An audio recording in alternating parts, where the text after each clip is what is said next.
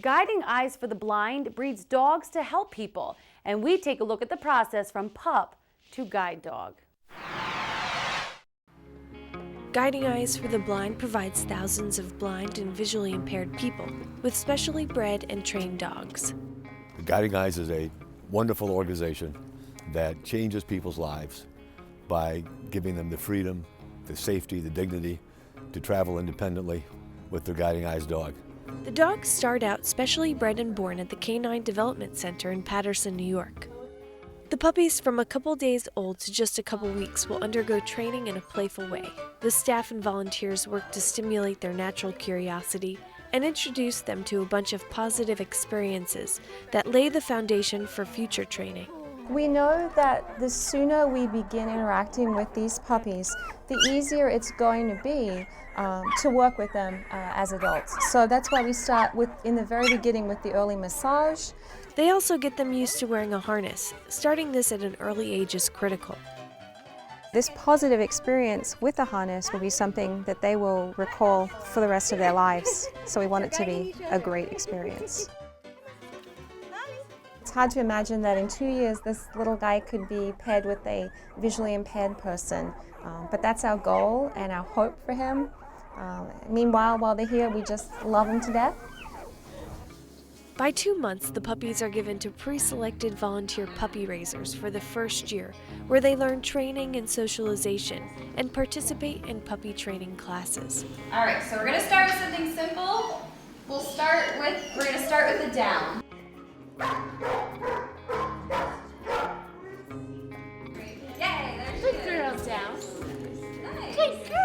To be able to be a small part of giving someone independence and empowerment is immensely rewarding for me. Michelle is a volunteer puppy raiser and is caring for her puppy, Dina, whose future career is yet unknown. She might become a brood or she might become a guide dog. I will be so excited for her because she'll be getting to do one of those things that she was bred and raised and trained to do. The journey for these dogs continue at a mature 18 months when the puppy comes back to the Guiding Eyes facility, where they undergo intense training with professional dog trainers to prepare for their final job as a guide dog. They are in training an average of 5 to 6 months depending on the dog. Some dogs are very quick to learn, some dogs take a little bit longer, so the average is about 5 months. Basically, this is an obstacle course set up on our nature path, and this would mimic some real-life situations when we're out training. Some of these obstacles would represent like construction, a full sidewalk block where the dog actually has to learn to take you around stuff. These are meant to teach the dog not only to clear himself around some obstacles, but to clear the handler or the person who's with him while he's working. Guide work is taught in a structured, continuous process with obstacles and repetition. 60% of the dogs successfully complete training, 25% become a house pet, and the last 15% go to a new program Guiding Eyes has just implemented, and that's healing autism. But in the end, once you have a finished dog and then you've matched them up with somebody, the day you see them actually take that walk on their own, unassisted by you, with the dog is like so rewarding. It's really great because you've given somebody independence.